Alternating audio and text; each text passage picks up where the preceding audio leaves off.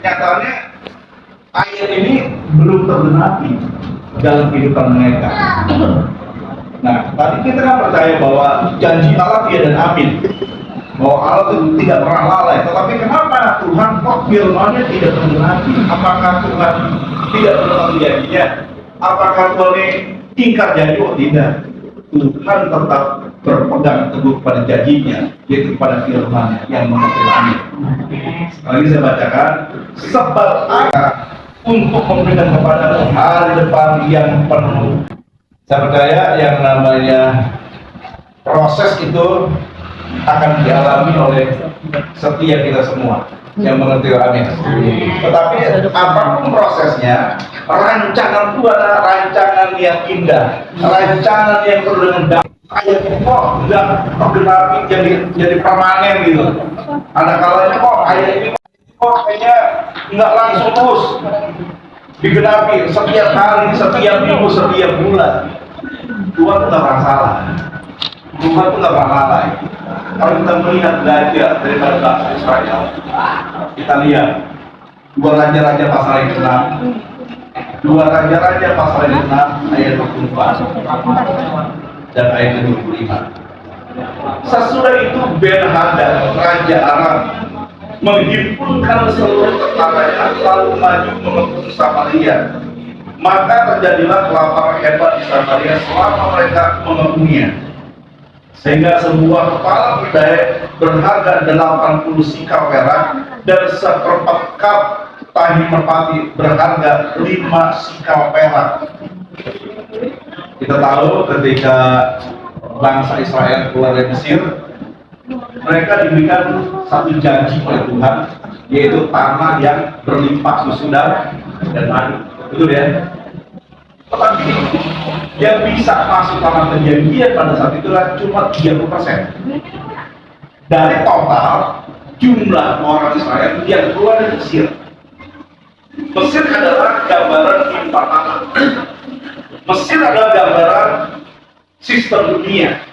Tetapi katakan hanya 30% yang bisa masuk tanah perjanjian, itu generasi Yosua yang bisa masuk tanah perjanjian. Tuhan berjanji bahwa tanah ini berlimpah susu dan madu. Tanah yang terbaik. Memang sampai hari ini tanah itu ramai. Tapi kalau kita melihat daripada ayat ini, dari 2 raja-raja ini, kok apa yang Allah janjikan tentang tanah itu kok nggak sesuai, justru kontradiksi. Di mana? Oh iya, jelas katakan apa? Maka terjadilah kelaparan hebat di Samaria selama mereka mengepunginya, sehingga sebuah kepala keledai berharga 80 sikal perak dan seperempat kap tahi merpati berharga 5 sikal perak. Ini kelaparan yang luar biasa yang dialami oleh orang Israel, di mana dikatakan tanah Israel tanah yang subur, berlimpah susu dan madu dan anggur. Kok kenapa mereka mengalami kesusahan? Ini saya percaya tadi sebenarnya di Tuhan lihat ini pasal 11 itu akan mesti genapi buat setiap kita semua yang bergenapi. Dan sampai hari ini kita jemaat Tuhan nggak pernah, maaf ya, sampai nggak bisa makan, sampai harus makan yang namanya tahi merpati. Ya kan? Nggak pernah kita nggak bisa makan, ambil beli tahi merpati aja nggak. Berlebihan sekali. Ini orang Israel di tanah yang subur, di tanah yang makmur. Mau beli kepala dikatakan udah 80 sikal. Yang nggak mampu aja harus makan kotoran merpati. Ini pun harganya cukup mahal, 5 sikal perak, seperempat. Jadi mengerikan sekali. Kok janji Allah kok kayaknya nggak sesuai mungkin. Tapi saya percaya yang namanya proses, yang namanya masalah mungkin bisa terjadi kapan waktu, kapan saja. Yang menurut amin. Nah, kenapa ini bisa terjadi? Saudara dan kita harus telusuri ayat sebelumnya, bagian sebelumnya, karena orang-orang Israel pada saat itu tidak lagi setia, tidak lagi menyembah kepada Tuhan. Justru mereka menyembah pada Baal yang mengerti amin. Mereka menyembah kepada dewa-dewa. Mereka mulai meninggalkan Tuhan. Dan hari ini saya ingin membagikan apa yang akan kita lakukan, apa yang harus kita lakukan di saat menghadapi krisis. Yang pertama, kita lihat di dalam ayat yang ke-30, 31 dan 31. Lalu kita berkata jadi adalah Yoram. Israel itu sudah tercanduan, ada Israel Barat dan Israel Selatan. Israel Barat ibu kota Samaria, Israel Selatan itu ibu kota Yerusalem. Dan di sana termasuknya ada suku Yehuda di wilayah selatan. Yang dikatakan ayat 1. Lalu berkatalah raja, ini maksudnya Raja Aram, beginilah kiranya Allah menghukum aku, bahkan lebih daripada itu jika masih tinggal kepala Elisa bin Safat di atas dunia pada hari ini. Jadi ketika bangsa Israel dikepung oleh Aram, sehingga tidak ada pasokan, tidak ada yang namanya bahan makanan masuk ke Israel, bahkan Israel sendiri tidak bisa, makanan yang ada pada saat itu ya habis. Dan mereka juga tidak bisa pergi ke kebun, tidak bisa pergi ke tempat petani untuk memanen hasilnya. Karena semuanya sudah dikepung, semuanya sudah terisolasi. Cuma gara-gara mereka meninggalkan. Krisis itu bisa terjadi kapan saja, tapi kita juga yang mengerti kami. Aram ini adalah masalah buat orang Israel pada saat itu. Jadi dari peristiwa ini kita harus belajar daripada apa yang dikatakan oleh kita. Jangan sampai kita meninggal. Amin. May coba nga selesai khotbah. Yeremia pasal 29 ke 11 Hormati senantiasa bikin nabi buah setia kesedih. Tetapi seringkali banyak anak Tuhan tidak mengalami Yeremia pasal 29 ke 11. Jadi sekali lagi, jangan kita hari-hari ini merasa kita nih pokoknya kayaknya makan terus, kayaknya kita nih makmur terus, nggak perlu Tuhan, mungkin pekerjaan bagus, karirnya bagus, mungkin usaha konsepnya bagus, seolah-olah udah gak punya waktu buat Tuhan, udah gak punya waktu untuk beribadah. Sama tulang. Jonokone desa, jonokone tulang. Kita gak pernah tahu apa terjadi minggu depan, apa yang terjadi bulan depan. Amin. Karena krisis bisa terjadi kapan saja. Yang seperti itu, amin. Yang mengerti, amin. Dan hari ini kita belajar. Jadi sekalipun Bapak sifatkan tidak seperti ini, ayo tetap jangan meninggalkan Tuhan. Amin. Jangan sampai melupakan Tuhan. Karena kita nggak mau krisis terjadi terhadap keluarga kita, amin. Terhadap usaha kita, terhadap apa yang sudah kita miliki mengalami suatu krisis. Krisis itu sesuatu yang mengerikan. Bayangkan mereka itu harus makan kotoran merpati. Amin. Dan kita di sini ya puji Tuhan lah. Sekalipun memang dari zaman saya kecil dulu harga beras seliter cuma 50 perak.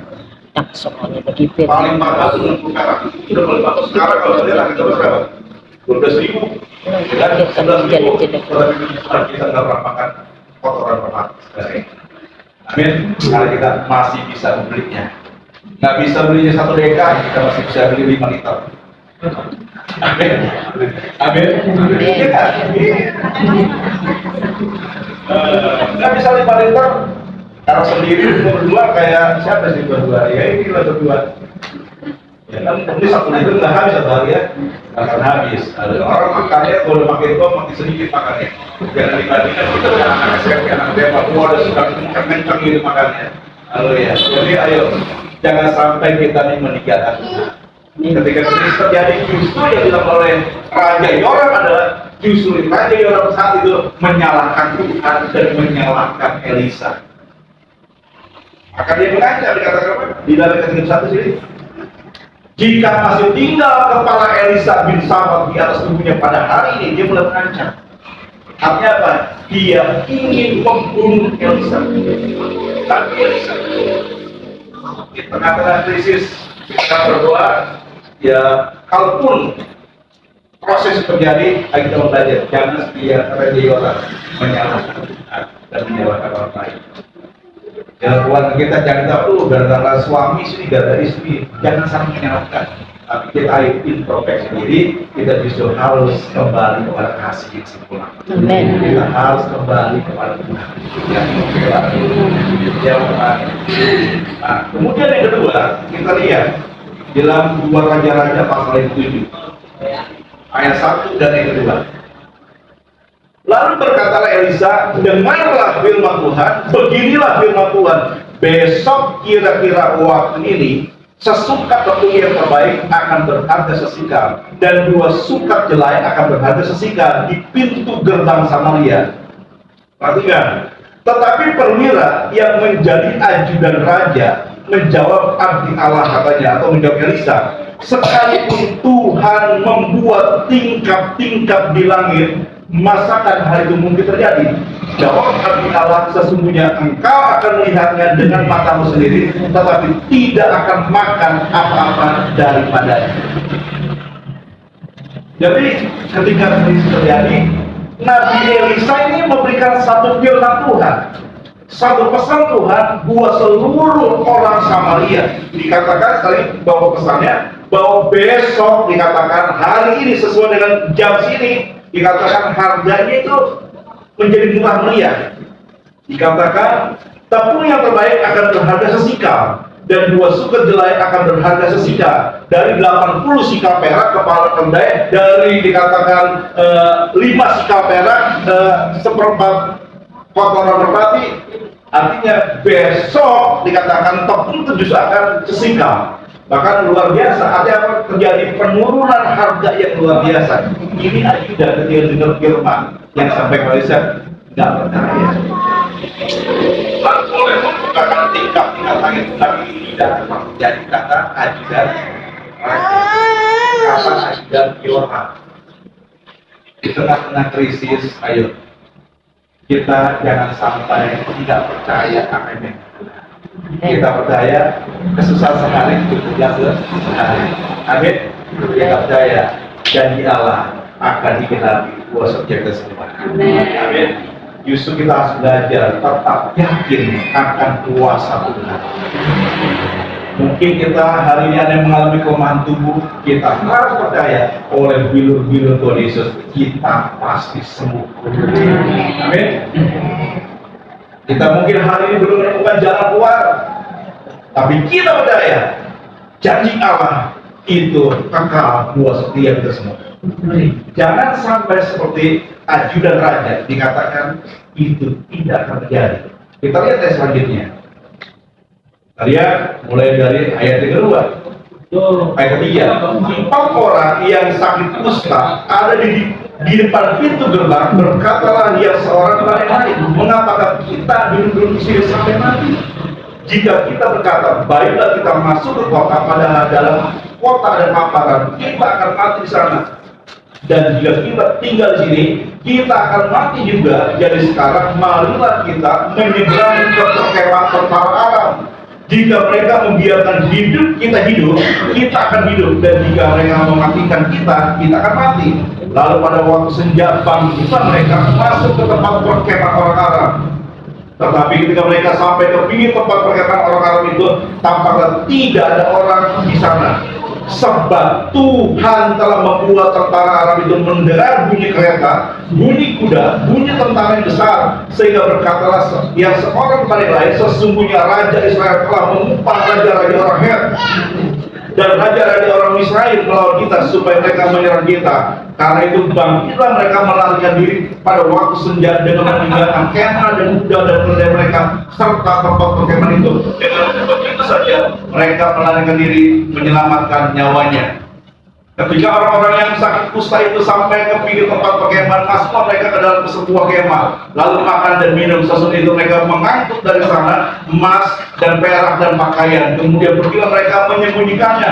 Lalu datanglah mereka kembali masuk ke dalam kemah yang lain dan mengangkut juga barang-barang dari sana. Kemudian pergilah mereka menyembunyikannya. Lalu berkatalah yang seorang kepada yang lain, tidak patut yang kita lakukan ini.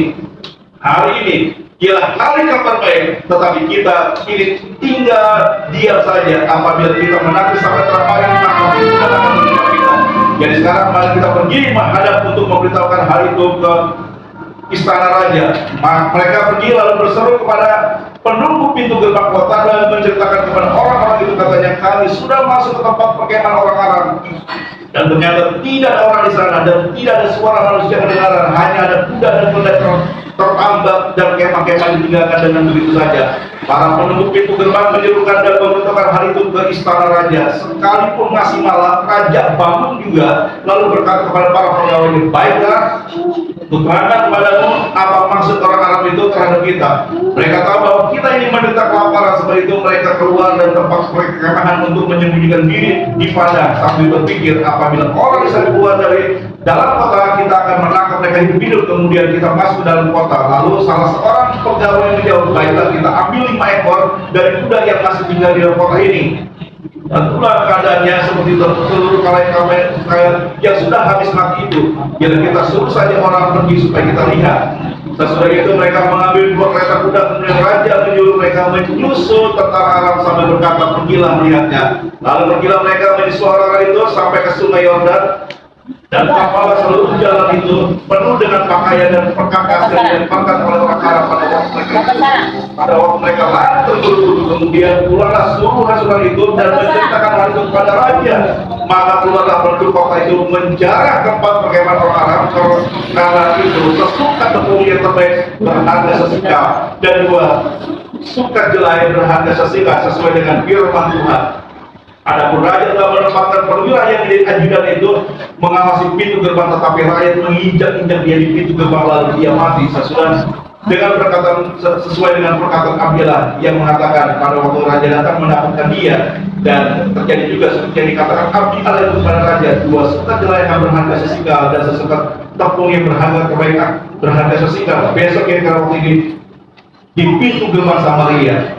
Pada waktu si perwira menjawab Abdilah itu, sekalipun Tuhan membuat tingkap-tingkap di masakan hal itu terjadi, tapi Elisa berkata, sesungguhnya engkau akan melihatnya dengan matamu sendiri, tapi tidak akan makan apa-apa daripadanya. Demikianlah terjadi kepada orang itu. Rakyat menginjaknya dia di pintu gerbang, lalu matilah dia. Apa yang dikatakan Nabi Elisa itu terkenal. Ketika ajudan itu nggak percaya kan janji Tuhan, nggak percaya sama firman Tuhan, dikatakan ajudan itu mati diinjak-injak oleh rakyat Israel. Amin. Jadi yang ketiga, di tengah krisis kita harus belajar dari Elisa. Elisa itu tetap tenang. Dia tidak gelisah, dia tidak panik, itu Elisa. Ayo, kalaupun proses, kalaupun pergumulan, permasalahan terjadi, kita mau belajar tetap tinggal tenang dalam pikiran, tetap tinggal tenang menantikan janji Allah yang mau katakan amin, yang mau katakan amin. Luar biasa ketika 4 orang dusta, mereka berinisiatif. Kalau mereka jual apa, berinisiatif. Pokoknya kita di sini mati, kita pergi ke kota. Nah, kota mati juga. Di sini mati, di kota mati. Lebih baik kita pergi ke kota. Dan apa terjadi? Mereka mulai menjarah perkemahan orang Arab. Dan awalnya mereka ingin menikmati sendiri, tapi ada orang yang tidak. Tidak bisa, kita harus beritahukan kepada semua rakyat dan puji nama Tuhan. Karena itu mereka melihat janji Allah digenapi untuk bangsa Israel. Yaitu mereka akhirnya melihat bahwa harga tepung itu tidak tapi harga sesuka yang mereka miliki. Jadi di tengah krisis, kalau terjadi krisis, kita harus belajar bersama, jangan kita menyalahkan orang lain. Satu keluarga, suami, istri, anak, kita saling menyalahkan. Justru kita harus introspeksi. Amin. Jangan sampai menjatuh. Yang kedua, tetap percaya dengan Allah. Jangan sampai ajudan dia tak percaya. Kalau satu dia pasti menggunakan logika manusia tidak percaya, tetapi akan jadi apa yang dikatakan oleh Elisa itu digenapi. Di mana besok langsung tiba-tiba orang semua kabur. Mereka mendengar bunyi kereta, pasukan yang besar, dan mereka semua takut dan mereka semua meninggalkan pekerjaannya dan dijarahlah oleh orang-orang Israel yang menegur. Jadi saya berdoa buat kita semua, khususnya buat Pak Syota, sekalipun di pondok dengan saya lebih dekat, bukan cobek.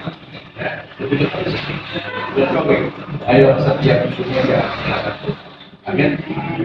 Jadi kita lihat Tuhan ini semakin lebih dekat. Amin. Haleluya. Bagi kita jauh pada Tuhan, perhatikan Tuhan bisa kirimkan apa seperti kita. Arah Tuhan masuk, bisa krisis, bisa penyakit, bisa dan sebagainya. Tidak Yeremia pasal 29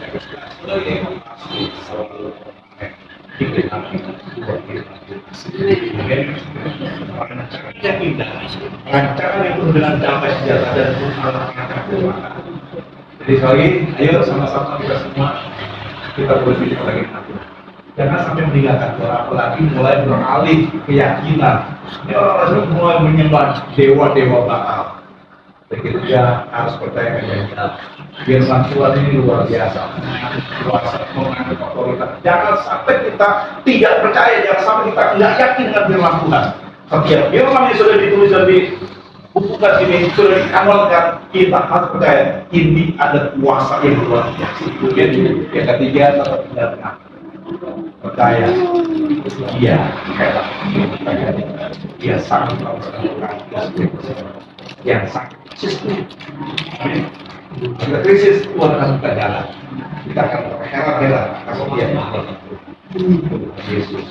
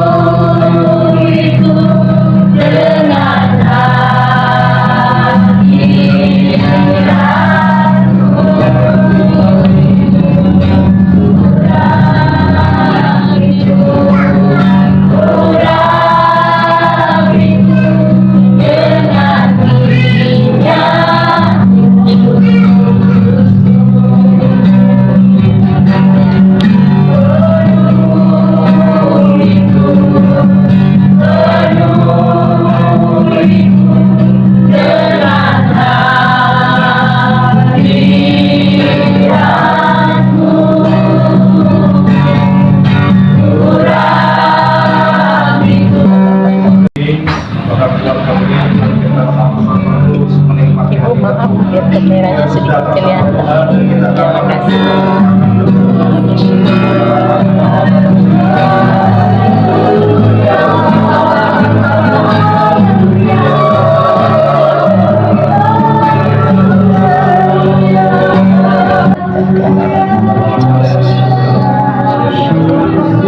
Nasdem kakimu itu sedikit ya, biar kita video nopung ya.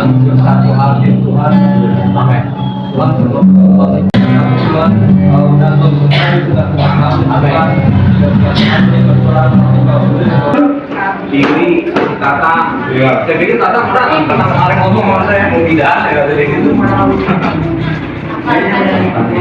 Ini acara gereja teman-teman. So, memasuki rumah tulang saya. Jadi syukuran kita ibadah mengurapi rumahnya. Oke, kita lanjut nanti lagi. Terima kasih teman-temanku.